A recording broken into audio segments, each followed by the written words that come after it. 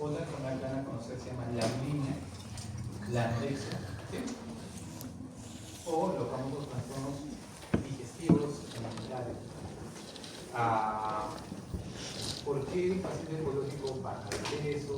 ¿Por qué uno no quiere comer? ¿Por qué cuando uno tiene ansiedad o depresión engorda más o come mucho más? O sea, ¿qué sucede? Vamos a ver cómo el cerebro, el sistema digestivo y la parte endocrinológica son un papel importante aquí. La primera pregunta que les voy a plantear es la siguiente. ¿Quién es el responsable de activar la sensación de hambre? ¿El cerebro, el sistema digestivo o el sistema endocrino? El cerebro. Lanzo la pregunta, o sea, no te lo pongo así en la mesa. Y ustedes, sé que no han hecho neuro, no han hecho endocrino, pero por más que por ahí le pueden agarrar. Cerebro. Ya, o sea, quiere decir que el cerebro es quien dice allá no hay hambre. Y el sistema digestivo más mecánico. Y la parte endocrina. Por ejemplo, les comento, miren esta teoría. Los primeros investigadores del hambre, había un investigador que era Mayer, un investigador hace muchos años atrás, dio la teoría de la glucosa. Así simple, dijo. Cuando la glucosa baja, que es un efecto hormonal, se va a activar un rato, la glucosa baja, se activan mecanismos hormonales que van a llevar al cerebro como respuesta. O sea, ¿quién inició todo? La disminución de la glucosa. Va a llevar un estímulo a un núcleo del hipotálamo y le va a decir, ¿sabes qué? Actívate y hay que comer, ¿no? Entonces se activa el mecanismo de hambre y comienzas tú a comer. Pero ¿quién fue el responsable? La glucosa baja. Una vez que tú ya comes y tu glucosa sube, ¿qué va a venir? Saciedad, va a otro núcleo y dice, ¿sabes qué? Ahora sí ya quieres saciarnos y ya está. Entonces Mayer dijo su primera teoría, glucosa, punto. Pero después se dieron cuenta que no era tanto así. Y ustedes bíblicamente sí los deben saber. ¿Cuánto tiempo ayunó Jesús? 40 días y 40 noches. Moisés. 40. Moisés también ayunó 40 días y 40 noches que se fue a encontrar ya. Pregunta. ¿Su glucosa cómo está ahí? Sería baja. Claro. Ahora, mi amiga tendría que usar su glucógeno en su vida, ¿no? Pero, ¿cómo es que el hambre se mitigaba? O sea, a ver, ustedes, les digo, 2 días no dejen de comer ustedes. 2 días, ¿no? Solo 2 días. Y les pongo al frente por supuesto más favorito. ¿No? La sensación va a ser muy torturadora. ¿Por qué es que una persona podría aguantar? Ahora, no pienso que es una parábola, 40 días, 40 días es real. ¿Cómo una persona puede aguantar 40 días, 40 días sin comer? ¿Que no hay hambre? ¿Que el mecanismo de hambre no se activa? O sea, en pocas palabras, el cerebro puede manejar la regulación de la saciedad y el hambre. A ver, les pongo un ejemplo. A ver, eso lo pongo acá, ¿sí? Les pongo otro, antes de empezar el tema, les pongo otro ejemplo. Yo cuando atiendo a mis pacientes en el hospital, yo entro a las 7 de la mañana, ¿sí? Y a veces estoy en la unidad de observación y cuidados críticos, tengo pacientes muy complejos que tengo que estar atendiendo, examinándolos, viéndolos, y siguen llegando otros pacientes que estoy ahí. Y yo tengo una mala costumbre de que hasta que no tengo bien claro el panorama y mi tratamiento no es el más efectivo, no paso a 7 pacientes. O sea, tengo que dejarlos lo más perfecto posible en manejo. Y paso, así voy pasando con cada paciente. Y a veces me ha pasado que ya son las 4 o 5 de la tarde. Y yo les digo, no me acuerdo ni siquiera que había que comer. Alguien le dice, oye, doctor, ¿almorzado? No. Pues ya son las 5. Y yo ni siquiera, o sea, no sentí hambre, no sentí la necesidad de comer. Tampoco sería comer, ¿no? Entonces, ¿por qué no sentí ganas de comer? Porque tu mente está concentrada en otra actividad que supera a esa necesidad. ¿Sí? ¿Por qué una persona puede aguantar un ayuno? Porque tu mente está concentrada en algo que es más superior a esa necesidad de comer. ¿Listo? Por eso es que cuando una persona, eso lo vi en un libro de los judíos, una persona ayuna, el verdadero ayuno es aquella persona que está conectado a algo muy superior que su mente le permite no pensar en comer. Pero si tú estás ayunando y dices, ¿cuánto falta? Y llega, ya, ¿qué estaba? Listo. Vamos.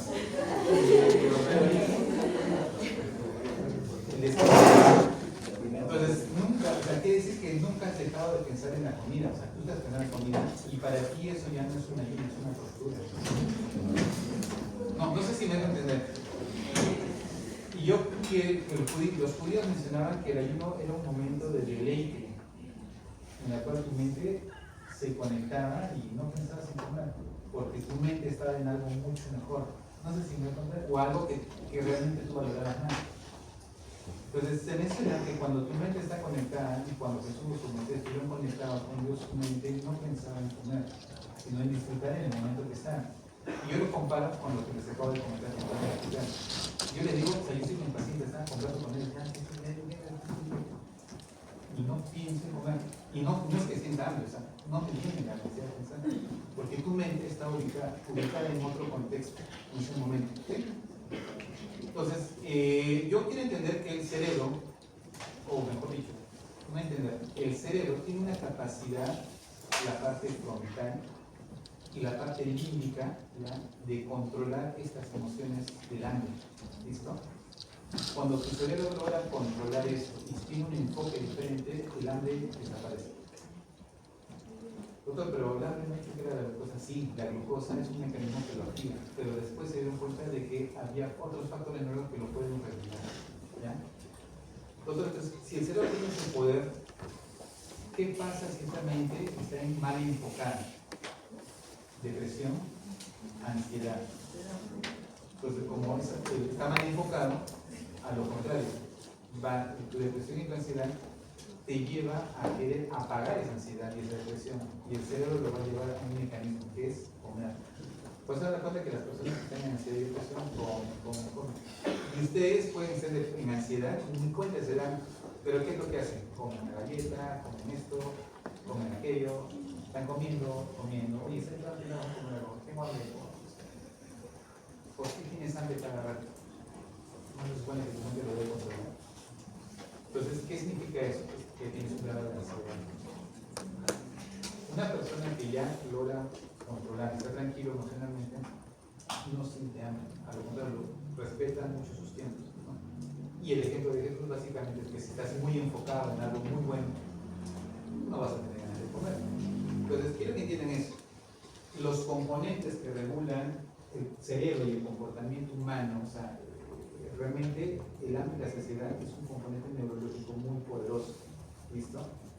Pero ¿quién lo inicia? Los componentes alimenticios que están en tu organismo, porque ellos son los que despiertan el gatillo. O sea, si tu glucosa es baja, de hecho te vas a activar por mecanismo de sobrevida, que se active tu mecanismo de defensa, que es comer, es que alimentarte y mejorar tu glucosa. ¿Sí?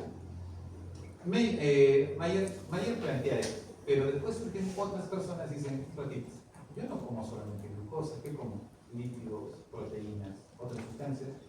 Y se dieron cuenta que también los lípidos y las proteínas también generaban mecanismos para poder uno ingerir alimentos y estimular el hambre. Entonces, cuando bajaban los componentes lipídicos y proteínicos, también se activaban estos mecanismos.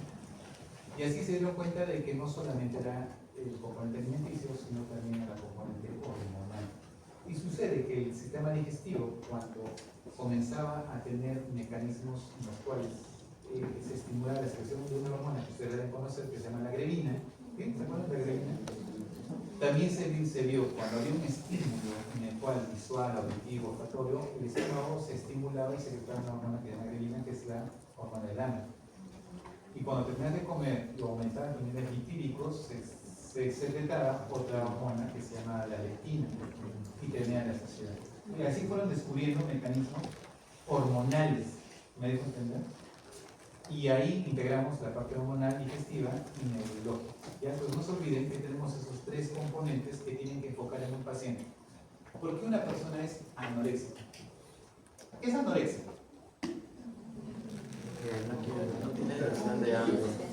hiporexia? ¿Qué es eurexia? ¿O qué es hiperexia?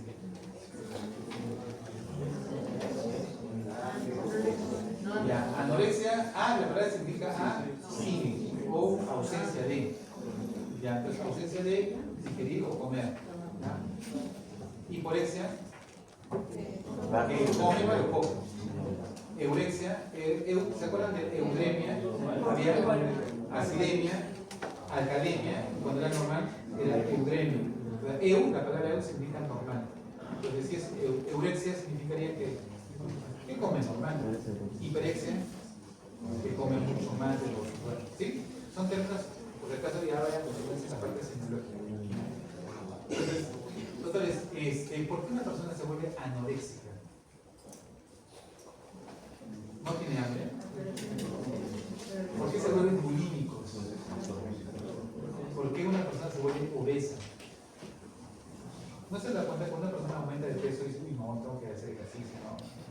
Es lo natural, o sea, si tú ves que están tus rollitos creciendo, ¿no? Comienza a ver que tu papelita comienza a crecer, y dices, no, tienes que hacer ejercicio, te cuidas porque entiendes que tienes que bajar de peso. Pero porque una persona obesa sigue, a pesar que sabe que está obeso, sigue comiendo. Por el componente de ansiedad y depresión y porque la leptina, así como la insulina, ¿te acuerdas? Yo tengo insulina, pero mi glucosa no funciona porque tengo resistencia a la insulina. También hay resistencia a la leptina, ¿ya? Y eso también es un factor en contra con respecto a la obesidad. Entonces vamos a ir viendo los dos caminos y vamos, empezamos.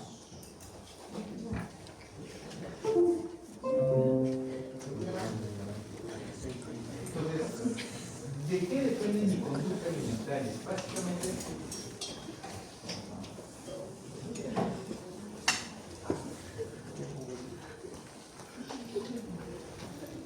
¿de qué depende mi conducta alimentaria? Aunque no lo crean, quien va a regular todo es el sistema nervioso central. ¿Ya? No se olviden, quien regula todo el sistema nervioso central y va a ser el mediador, el regulador, específicamente en un centro muy importante que se llama hipotálamo. En el hipotálamo, doctores, ustedes van a aprenderse los siguientes núcleos. ¿Se acuerdan del núcleo paraventricular y el supraóptico? ¿Sí? ¿Se acuerdan? El supraóptico, esto se debe saber. ¿Quién de los dos secreta más ADH? ¿El paraventricular o el supraóptico? El supraóptico. Muy bien. El paraventricular también secreta, pero en menor cantidad. El paraventricular tiene que ver mucho con la dirección y organización de la sensación de hambre y saciedad. ¿Sí? ¿Listo? El paraventricular. Consideren al núcleo paraventricular como el principal regulador. Pero el paraventricular va a usar a otro núcleo que se llama el núcleo arcuato, ¿ya? Que también está en el hipotálamo. El núcleo arcuato tiene una peculiaridad. El núcleo arcuato tiene dos tipos de neuronas. Una neurona que va a ser estimulada, escuchen lo que le voy a decir, va a ser estimulada por la grelina y otra neurona que va a ser estimulada por la leptina, ¿ya? El arcuato. Pero para funcionalidad, a ver, la grelina que hacía como repaso, estimula la sensación de hambre, y la leptina, saciedad. Ya está. Sucede de que estas neuronas, ¿por qué tiene esas dos neuronas? Porque estas dos neuronas se conectan con otros dos núcleos. A ver,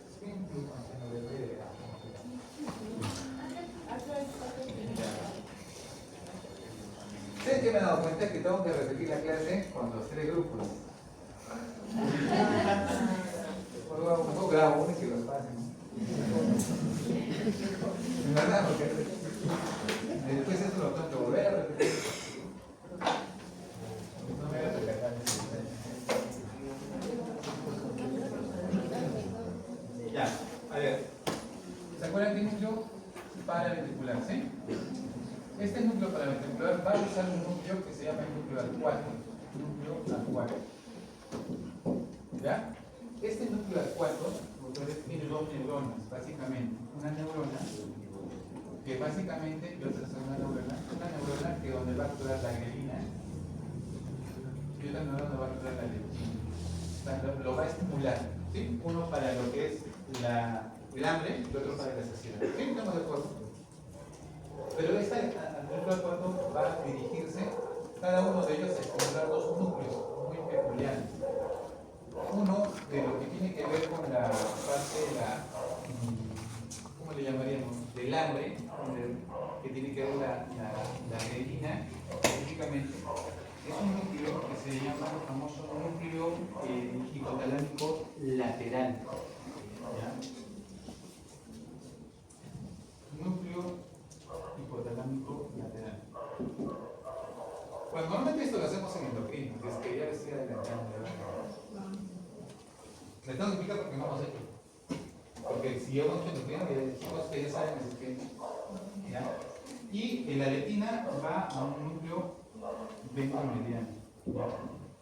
O los núcleos mediales, hipotalámicos mediales se llaman, ¿no? O en este caso ventromediano. Entonces, ¿qué significa esto? El núcleo hipotalámico lateral tiene que ver con qué? Con el hambre. El núcleo ventromediano, ¿qué tiene que ver? Con la saciedad. ¿No? Entonces, ¿cómo lo descubrieron específicamente? Con muchos experimentos, y hay un experimento muy curioso que se hizo con ratas. Alguien se le ocurrió y dijo, miren qué concepto. Yo quiero que una persona tenga hambre. ¿Cómo que qué tendría que hacer? Hambre, que tenga hambre. Ya, estimulo la secreción de grelina. ¿Sí? Uno. O inhibo a quién. O la leptina. ¿Sí? ¿Me dejo entender? Y viceversa, yo quiero que tenga saciedad. O estimulo a la leptina e inhibo a la grelina. O sea, por ambos lados vas a estimular. Entonces, lo que hicieron en el experimento era, o anulo al núcleo ventromediano. ¿Qué pasaría si anulo al núcleo ventromediano? Hambre, y por tal motivo, ¿qué va a pasar con las ratitas y los árboles van a engordar? Y es lo que pasó. ¿Ya?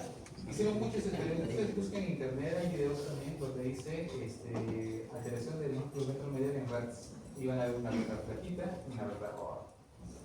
Entonces, y adivinen quién regula todo esto, toda esta parte, todo este componente que vamos a aprender la regulación, el sistema nervioso, específicamente central, que hace la parte del cerebro anterior,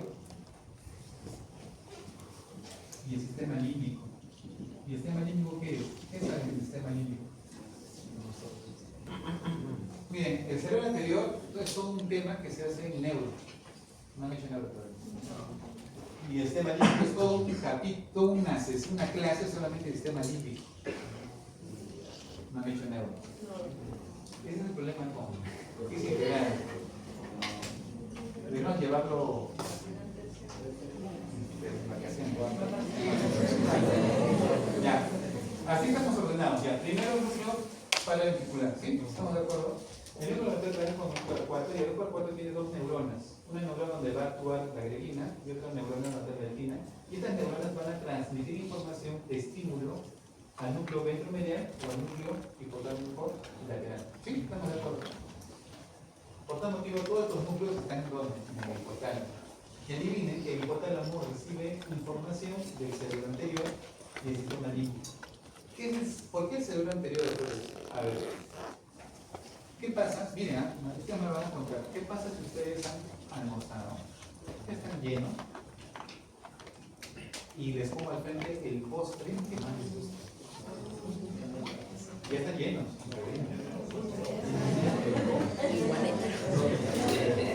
No, supuestamente, ya estaba rico, sí, estoy lindo, ya está bien. Y te pongo el postre que más te gusta, o la torta, o no sé, algo que te encante. No perdiendo el tener que comer. ¿Lo vuelves a comer o no? Ahí está. Entonces, sucede, doctores, de que el cerebro anterior guarda mucha información de las experiencias que tú has tenido con ciertos alimentos. ¿Me vas a entender? O sea, y viceversa. Yo puedo tener hambre y te pongo un alimento que no te gusta. O sea, no es de tu agrado o tienes una mala experiencia de sabor, y lo probaste y te quedó, pero así, pero todo. No, pero todo es cuando lo hueles, pero cuando lo comes, solo que tienes que acostumbrarte al olor. Pero sabías que existe un toco chimolón, ¿no? Sí. No procesaba y la idea del olor. Ya. Entonces, doctores, ¿qué significa esto? Que el cerebro anterior tiene esa peculiaridad. tu información va a hacer de que se modifique ciertos componentes. Hay hambre, pero puede ser inhibido porque tu cerebro dice no, eso no lo voy a comer. O viceversa, ya estoy saciado, pero sí lo voy a ingerir. ¿Sí? ¿Por qué? Porque tu cerebro anterior guarda experiencias. ¿Y el sistema límbico? ¿Qué hace el sistema límbico? ¿Qué sabe el sistema límbico? Nada. Algo debe saber. ¿Con qué se relaciona el sistema límbico? Y el hipocampo y el sistema límbico. Una parte del aprendizaje, aparte de la memoria. Ah, ya. El sistema de recompensa. Ya. Tiene que ver mucho con tus emociones, ¿no? Tiene que ver con mucha parte de las emociones. Y es por eso que la parte de estrés, ansiedad o depresión también modifican tu conducta. ¿Sí? Entonces, entiendan eso, o sea, estos componentes, es como que está bien, el circuito funciona, pero el cerebro tiene una capacidad de organización y de reestructuración de todo este sistema. ¿Listo?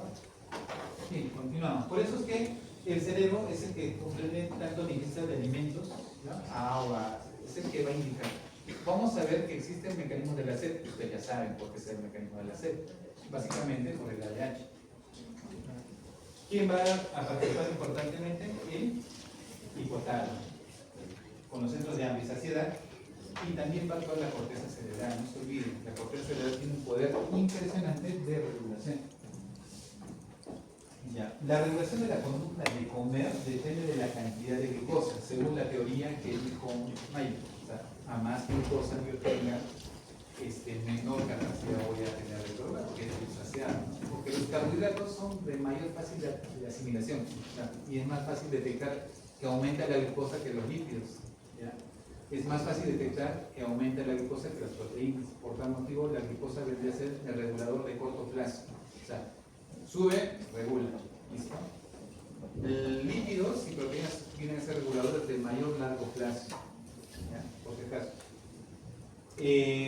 Pero dicen, como dice ahí la glucosa disponible en sangre. Sin embargo, esta conducta puede ser provocada por factores externos como los percibidos por los sentidos, el olfato. Estás caminando tranquilo y volteas y hueles algo que te agrada. Entonces, un alimento, una plata, una comida. La vista, ¿no? Tú ves, por si acaso, te han puesto así, pero si le ponen pollo a la grana, alitas.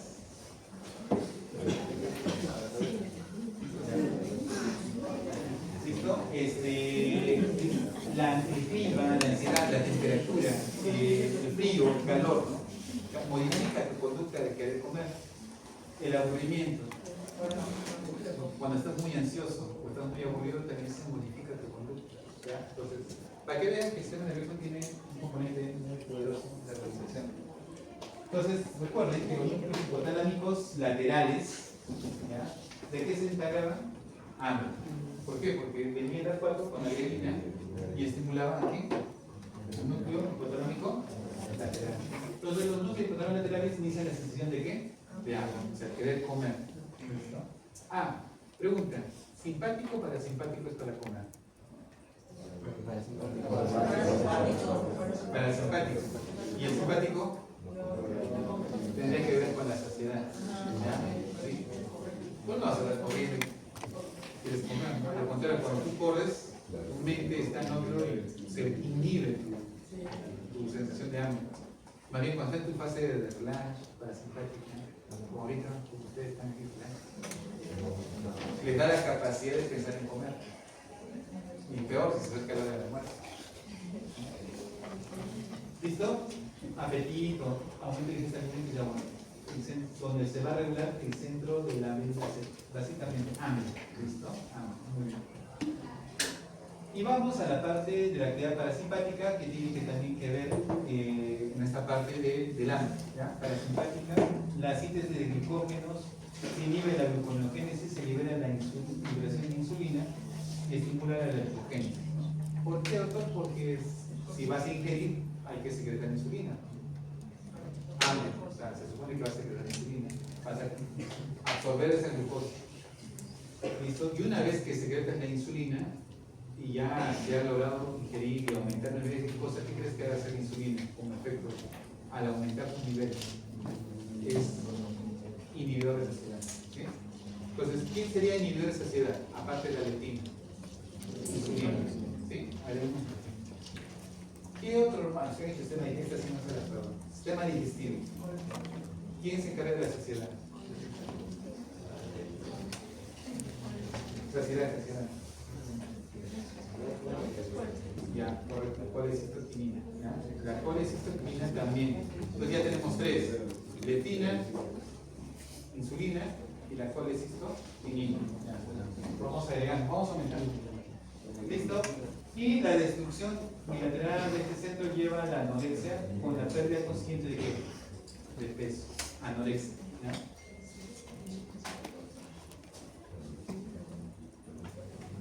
Ahora, existen los núcleos hipotalámicos mediales. En este caso les hablé del ventromedial, ¿sí? Ya. ¿Cuál es su función? Saciedad. Por tal motivo inhiben el comer. ¿Ya? Centro de la saciedad. ¿Dónde está el centro de la saciedad? Núcleo ventromedial. No se olviden. Núcleo ventromedial. La destrucción bilateral de este centro produce apetito voraz incontrolable que lleva a la obesidad extrema. Por eso es que decíamos, si anulamos este núcleo, ¿qué va a pasar? Obesidad. Y esto es bien curioso porque los pacientes obesos extremos se ha visto que los componentes emocionales de este inhiben a este núcleo. ¿Ya? Entonces, y es por eso que ellos, a pesar que saben que están aumentando de peso, se ven obesos, quieren seguir comiendo. ¿Ya? ¿Por qué? Porque ese es otro componente. Este alimento disminuye su sensación de ansiedad. ¿Ya? Disminuye su sensación de ansiedad. El ser humano, entonces, la mente es bien curiosa. Les pongo un ejemplo, como una pequeña pausa. ¿Sabían ustedes que la sensación de ansiedad es un fenómeno de no querer madurar? Si ustedes son ansiosos es porque no quieren madurar. Porque la madurez implica manejar la ansiedad. A ver, les pongo un ejemplo. Desde que ustedes nacieron, es una pausa, sin paréntesis. Desde que ustedes nacieron, la primera fase era estar con mamá, ¿no? Lactando. Pero no van a estar lactando toda la vida. Por tanto, hay un despego de mamá. Y en ese despego, algunas personas buscan objetos para poder despegar. Algunos su pañal, otros un pupón, ¿listo? Otros comproban un peluche que reemplace, es un objeto, ¿me van a entender? ¿Por qué? Porque el ser humano no está acostumbrado a estar solo, pegado a mamá. Una vez que se despega de mamá, es como que ya, ahí está tu pañal, con mi peluche. ¿Me van a entender? Porque te sientes que no estás solo. Pero llega un momento en que tienes que entender que tienes que tomar decisiones solo, vivir. Entonces hay personas que no quieren madurar, inconscientemente se quedan con eso. Y es por eso que hay personas que siguen por su peluche. Duermen por su peluche. Entonces, ¿por qué? Porque es una sensación de compañía. No pueden dormir solos. Entonces, y eso se traduce con el tiempo en un cuadro de ansiedad. Porque son personas que no pueden manejar sus emociones si no tienen un objeto a su ser. O sea, traspasan sus emociones en su compañía de ese objeto. Pues un objeto, en algunos casos puede ser un TikTok. El hecho de estar metido, escuchen lo que les digo, el hecho de estar metido en el celular se traduce en que ya está bien, no tengo el pañal, no tengo mi peluche, pero tengo un celular. Y si no lo tengo prendido y veo, me siento solo, porque si lo apago me siento solo. Necesito eso para sentir que hay alguien que está conmigo. Y el celular se volvió ese objeto. Y es por eso que muchas personas a veces no duermen porque tienen miedo inconscientemente a dormir, porque le tienen miedo a la oscuridad. ¿Ya? Entonces, lo que quiero que entiendan es que la mente justamente tiene un poder de regulación muy interesante. Esto ya lo vamos a estudiar en conductas y comportamientos. ¿Ya? Entonces, cuando vemos, se vuelve ¿por qué creen que la gente procrastina? La procrastinación justamente es un acto donde yo pierdo. O sea, ¿qué es la madurez? La responsabilidad de asumir retos. Doctor, no me gusta eso, sí, pero es un reto en la vida. ¿Qué hago? Procrastino porque eso me aísla de esa responsabilidad y me siento tranquilo porque hago algo que yo controlo y yo puedo manejar. Entonces, no quiero madurar, necesito estar ahí, ¿listo? Entonces, la madurez significa dejar cosas para asumir responsabilidades. Entonces, cuando el ser humano no logra eso, entonces crea trastornos y uno de los es trastorno de la alimentación. Y eso les pasa al paciente obeso. El paciente obeso, su fortaleza para no sentirse solo, pues la televisión, ser sedentarios, comer o ver películas, estar sentados con actividad, se aíslan de las personas, porque básicamente buscan otros mecanismos. Por eso es que dice que el ser humano debe ser sociable. O sea, debe tener amigos, salir, conversar, no estar escribiéndose por WhatsApp. O estar escribiéndose, oye, sí, te cuento, la idea es que conversen, que expresen. Un paréntesis, ¿verdad? Es una pequeña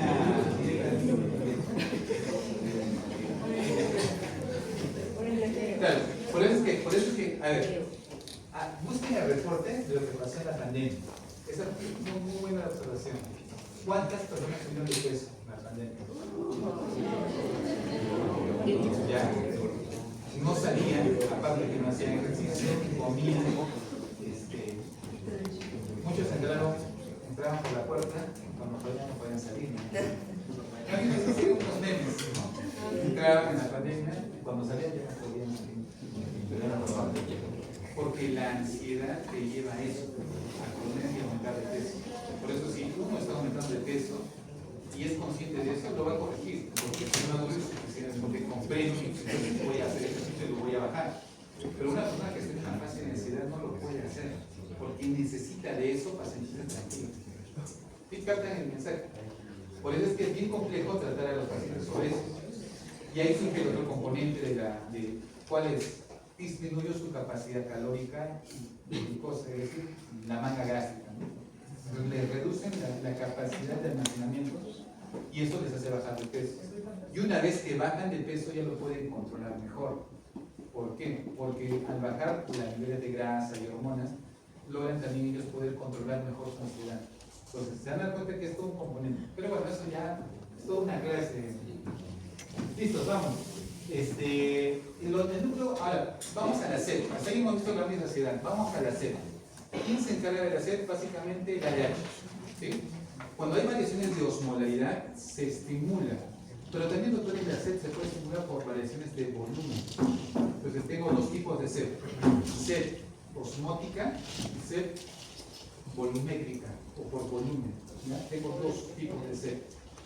Entonces, yo tengo que saber manejar qué tipo de sed tengo. ¿Ya? ¿Listo? Vamos a ver, entonces ya finalizamos. Entonces, ¿qué hormonas están vinculadas? De hecho, que la serotonina, que es la hormona de la felicidad. ¿Sí? La serotonina es un neurotransmisor que mide ¿qué? El ánimo. Es decir, cuando tu mente está feliz, contenta, enfocada en algo que tú quieres, motivado, porque estás logrando tus objetivos, te sientes muy bien, no te va a dar hambre. Y ahí yo entendía que cuando yo estaba trabajando con mi paciente y me sentía súper feliz cuando ves que mejoran, estás en esa armonía, tu mente no piensa en comer, ¿no? Porque la serotonina te genera un efecto de tranquilidad, ¿no? Calma. Y se supone que los que ayunan deberían tener una buena descarga de serotonina cuando hacen su ayuno en la iglesia. Y no hay hambre, y no piensas en comer. Si es por ti, hacer ayuno hasta 3 días más seguidos. Dopamina, ¿qué es la dopamina, doctores? Sí deben saber que la dopamina es una catecolamina. ¿Dicho de favor?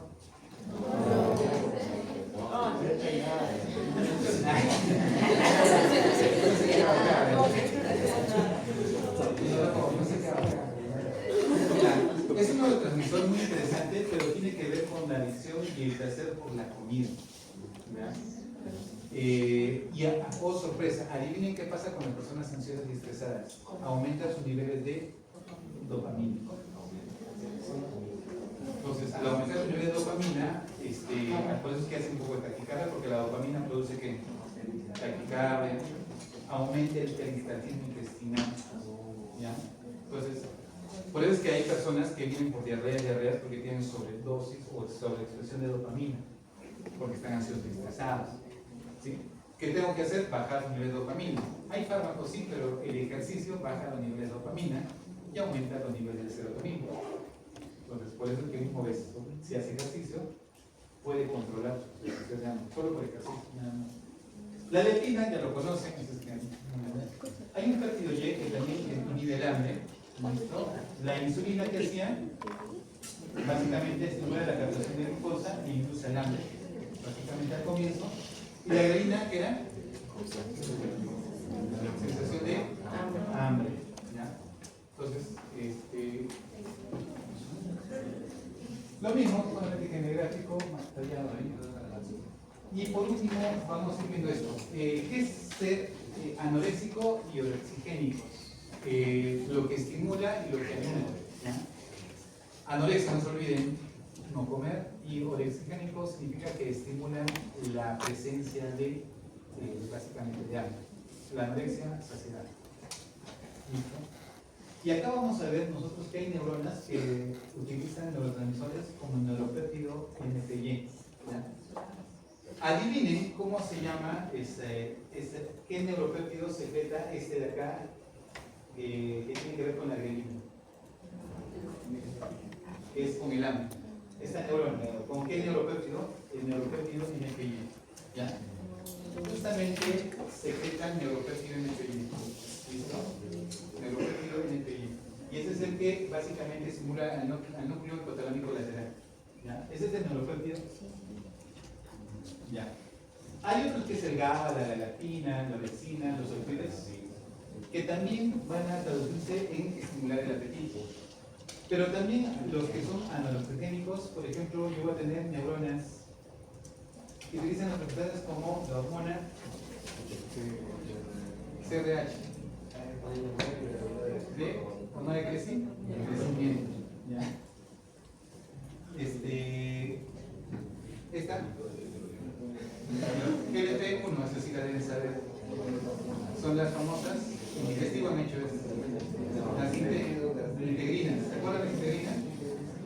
¿Se acuerdan? Alfa NSH. Ancha del COM. Propio. Proteína que cuando se divide sale el ACTH y sale el alfa NSH como fragmentos. El CAT, por ejemplo, el CAT es uno de los neurotransmisores que está secretado también con el que se estimula con la leptina. Acá hemos dicho que está el NPY, ¿sí? Y acá está el CAT. Si ustedes buscan en las siglas de CAT, CAT tiene que ver con receptores de anfetamina y cocaína. ¿Por qué, doctor? Porque cuando estudiaron porque se dieron cuenta que las personas que consumían cocaína y anfetamina no tenían hambre. Vamos acá a Perú. La gente altadina consume una hoja que tiene coca. La que tiene cocaína, que se llaman las hojas de coca. Y han escuchado que la gente dice, cuando yo consumo mi hoja de coca, está pinchando, no tengo hambre, tengo energía y tengo ganas de trabajar. Porque justamente es una forma de drogarse muy sutilmente con cocaína. Y se activa esto de acá y tiene que ver mucho con la saciedad. Por eso es que no tienen hambre. Como es una droga, tendrá cierta energía. ¿Sí? Entonces, si ustedes tienen hambre, pichan coca y van a ver cómo se inhibe su sensación de hambre. Ya depende de ustedes que quieren probar. Pero en serio lo hacen. Los que van y vamos a ver cómo la coca tiene un efecto en la altura. Cuando veamos la parte de altura, cómo potencia tu parte cardíaca, tu parte muscular y parte neurológica. Mucha coca hace que tu neurona así funcione con una mayor capacidad. ¿Ya? Y le da eso. Por eso es que la gente alcalina no mucha coca, ¿no? Les permite sobrevivir a la altura, ¿no? En ciertas situaciones extremas que ellos viven. Yo me acuerdo que hicieron una carrera de competencias allá a 5.000 metros, una carrera de 10 kilómetros. 10 kilómetros corriendo. Y sí, les permitían que podían pichar por ejemplo. Y corrían como balas, ¿sabes?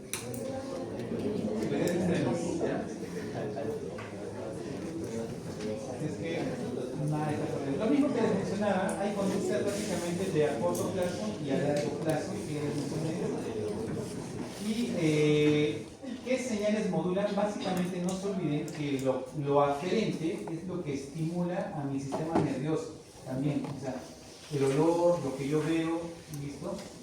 Ahora, lo que yo percibo de un sabor, ¿no? Por ejemplo, pruebo algo, ay, me gustó, muy salado, está horrible, o me cambió el sabor del paladar, te quito las ganas de comer. No sé qué está pasando. Estás con hambre, te dan algo que no te gusta y ya no quiero comer, ya se me pasó el hambre, ¿no? No sé si está pasando alguna vez.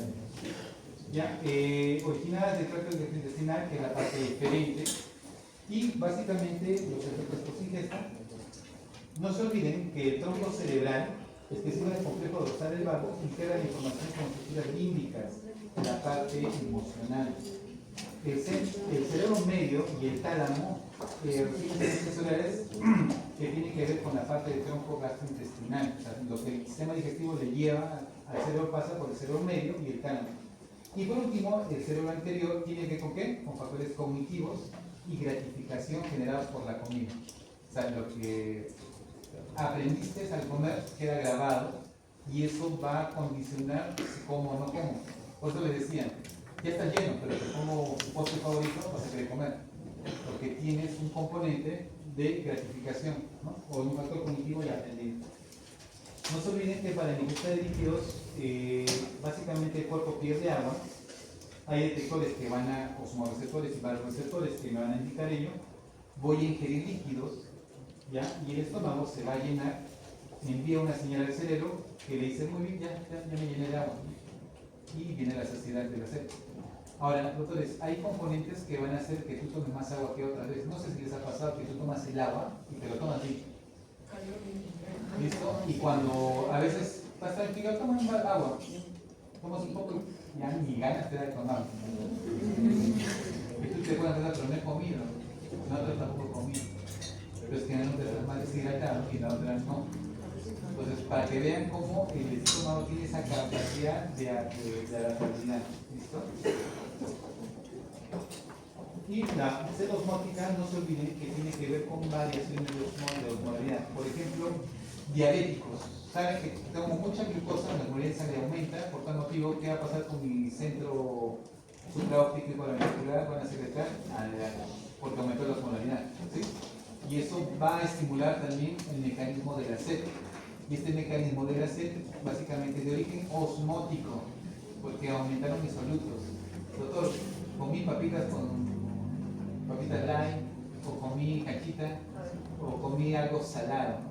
Entonces, ¿qué pasa, Carlos? ¿Qué quieres tú?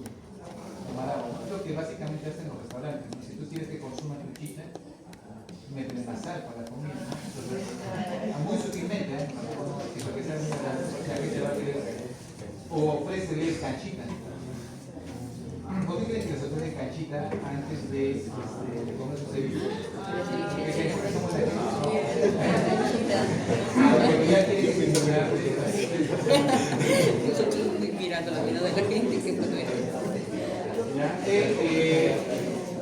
Es detectado por los receptores básicamente que van a regular. Ahora, lo que les menciona de la sed volumétrica, escuchen bien lo que les voy a decir. Con esto, esta es la última diapositiva. Yo tengo un paciente que ha perdido proteínas. Tiene baja presión oncótica. ¿Sí? ¿Qué va a pasar con su líquido vascular? Se va a dónde? A invertirse. Y va a comenzar a hacer que entonces, les va a llegar pacientes de ustedes que están con edemas. Oye, estás con edemas. Hasta un poquito así, un poco de dificultad, pero ustedes tengo cero todo. No, pero cuando tienes sed, estás con tanta agua. Pero tengo sed. ¿Por qué tienen sed? Porque disminuye su volumen vascular. ¿Qué pasa cuando sale líquido del vascular intersticio? Estás perdiendo volumen vascular. Y al perder el volumen vascular, es volemia, se va a quemar tu mecanismo de sed. ¿Listo? Tiene sed, y realmente tiene sed porque le falta agua, pero no porque le falte agua en el intersticio, le falta agua en el vascular. Entonces tú le das agua, sí, y le vas a dar agua, y sí vas a mejorarlo, porque vas a sentir como que ya, pero esa agua va a ingresar, ¿y a dónde crees que eso va a ir? O a tres intersticios y otro le va a tener que ser. Entonces, y vas a complicar que sucedemos. Entonces, ¿qué tenemos que hacer? Restringir el agua, pero tiene sed el pobre paciente. Entonces, ¿cuál sería el mecanismo de anular ese mecanismo de sed? Mejorar niveles de albúmina. Y hago que el agua regrese y disminuyo el mecanismo volumétrico que origina la sensación de sed. Ese es uno que podrían hacer. Y sí, podríamos hacerlo. Entonces, entiendan, o sea, no todo paciente porque tenga sed, tiene que dar agua. Tengan cuidado porque yo he visto, ¿y por qué le da en interno? ¿Y por qué le da agua? Porque tiene sed, tiene sed. Sí, yo sé que tiene sed, pero lo has complicado, ¿no? Ahorita con oxígeno, con máscara reservoria. Entonces causa congestión pulmonar. Pero tenía sed, doctor. ¿De acuerdo? Su mecanismo de sed era básicamente hipovolémico. ¿Sí? Ese es otro mecanismo que tienen que encontrar. ¿Ya? Sí, doctores, sí, con miles de